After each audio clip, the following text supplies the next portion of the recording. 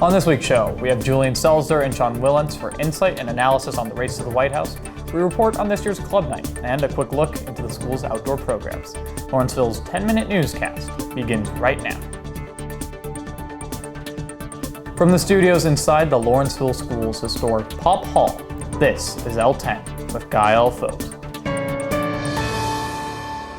Hello and welcome to this week's show. On Wednesday, the school donated $65,000 to the Lawrence Township Education Foundation. The money will go towards improving the quality of and adding resources to the local public school system. Also on Wednesday, the Student Council hosted a town hall meeting in the Healy Room to discuss the recent changes to the honor and disciplinary system. The specific changes can be found in our interview with the Student Council Vice President of Honor and Discipline, Pravika Yoshi, and Dean of Students Blake Eldridge. That interview aired last week. With the first of the general election debates only a few days away, and Election Day now less than 50 days away, the History Department invited a series of speakers to filter the noise and help us break down the essentials of the race. I had the opportunity to sit down with Princeton Professor of History and Public Affairs and CNN contributor Julian Zelizer to get his insight on the 2016 race. Over the past couple of weeks, the race to the White House has been tightening. 538, as of this morning, said that Secretary Clinton has a 59% chance of winning, down from 90%. How critical are these debates? Well, they're important. Some of the tightening that you see is predictable. So when someone has a lead of the sort that she did in August, you can expect that at these few months going into the debate, they start to narrow. So it's not a total surprise that this is happening. The debates are going to be important. If the polls remain where they were today, the election would be a nail-biter. It's pretty clear right now. But the question is, do the polls kind of revert back to the range where they were a few weeks ago? And the debates can certainly help her, if she does well, to achieve that. And you said if she does well, what does a victory in one of these debates look like? Well, the most important part of a debate is not making a mistake. So it's not about what you do or what you say. It's about not doing or saying something embarrassing, something that becomes the focus of the news. The most important thing she can do is demonstrate her command of policy and her command of the big issues facing the country, which is where she has an advantage over Donald Trump. And the second thing she can do, which is her ongoing struggle, is to use the debates to show a little bit more about who she is as a person, what her character is, to try to use these 3 nights that are going to take place with huge viewerships to win over the hearts of voters, not just their minds.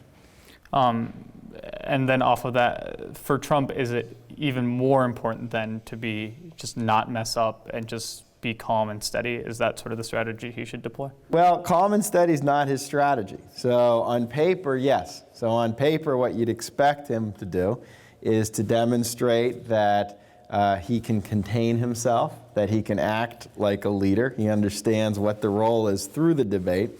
It's also going to be important for him to show some command of the big policy issues. This is a place he's vulnerable. Beyond his temperament, there are questions among Republicans. How much does he actually know about the different hot spots in the country?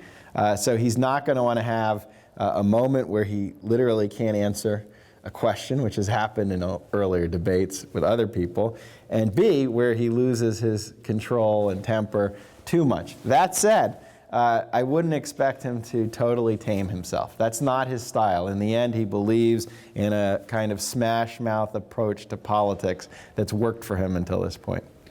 Additionally, earlier this week, our news reporter Tiffany Thomas had the opportunity to interview award-winning Princeton professor of American history, Willentz. So you referenced in your response right now and during the lecture today about Abraham Lincoln and his presidency. And I saw that you mentioned like the last Rolling Stones magazine last year that you said that you compared the election currently happening to the election when Lincoln was running in 1860. So what are the similarities that you see? Well, in 1860, there had been a gigantic fight about slavery, the expansion of slavery, which was taken to be the future of slavery in America.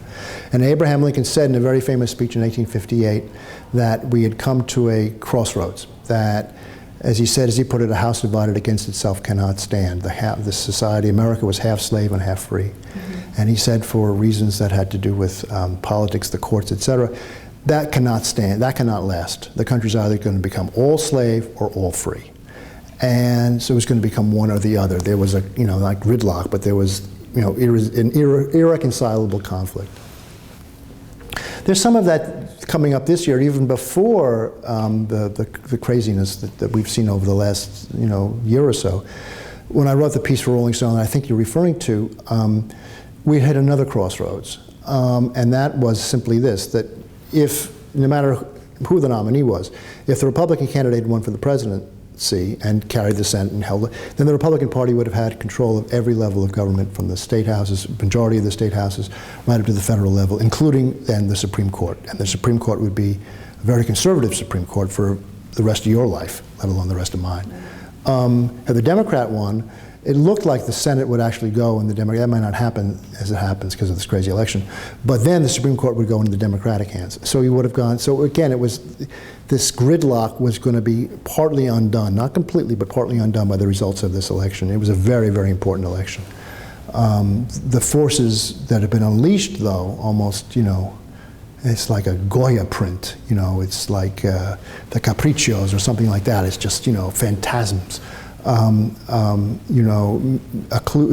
Efface that, making that harder to see, but it still remains the case. We just don't know what's going to happen. Okay, that makes sense. In your book, The Rise of American Democracy, you wrote, democracy can come undone when people feel politics is not on that level.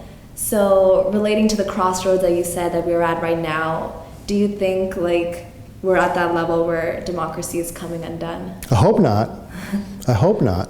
But there's no question, and I wrote that 10 years ago, or more than 10 years ago. But yes, if people think that democracy is become a fraud, then democracy is in trouble. And I would certainly say that democracy is in trouble right now, given the distempers that have been unleashed and the fact that basic institutions, the legitimacy of basic institutions, are being called into questions by a candidate for President of the United States. That's extraordinary. Mm-hmm. It's deeply disturbing to me. And I don't know what the fall of that will be. I suspect the fall is going to be much worse than we ever suspected it would be.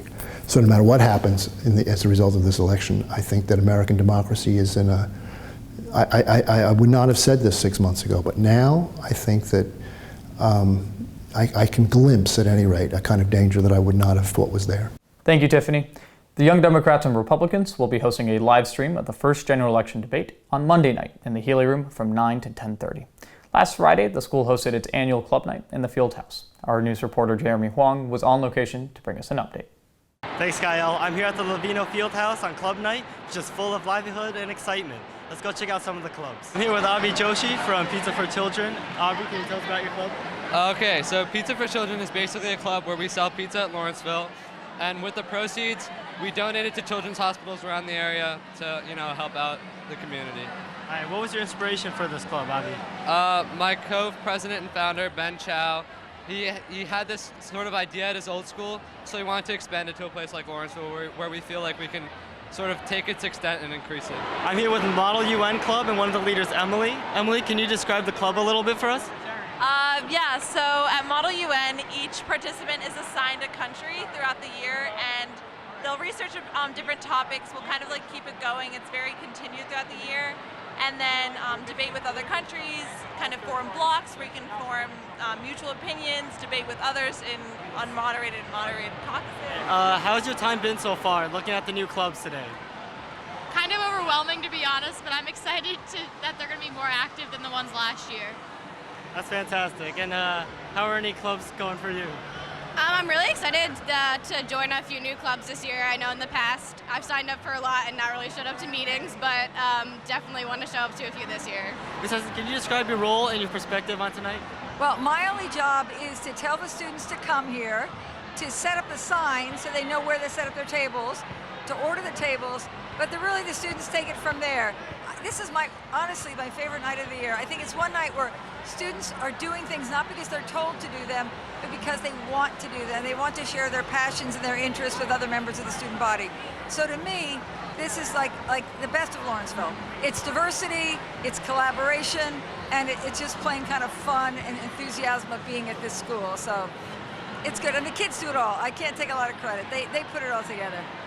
All right, thank you so much, and thank you for running such a great night. That's all from Club Night. We're looking forward to seeing all the clubs in action, making an impact on the community. Back to you, Ghael. Thank you, Jeremy. On Sunday, the Outdoor Programs Office hosted a paddling trip at the Spruce Run Reservoir in Clinton, New Jersey. Our news reporter, Emily Galvin, went along on the trip to bring us a quick report. I'm Emily here at the Spruce Run Reservoir. We're with the Outdoor Programs paddling trip, which they do every year. There are about 8 of us, and we're just out here paddling for the day. We just stopped for lunch. It's been a good day so far. We're going there to paddle up in the Spruce Run Reservoir. It's kind of sort of like a relief given that I have a lot of work every day. It helps me immerse myself with the environment, learn more about the natural surroundings, and help raise awareness about this environment to our community. It's important to remember that Lawrenceville and that the technology in the modern world, that's not all there is. We've had a great time. Back to you, Ghael. Thank you, Emily. That is our show for Friday, September 23rd, 2016. As always, thank you so much for watching, and feel free to reach out to any member of the editorial board if you want to get involved. Have a good night.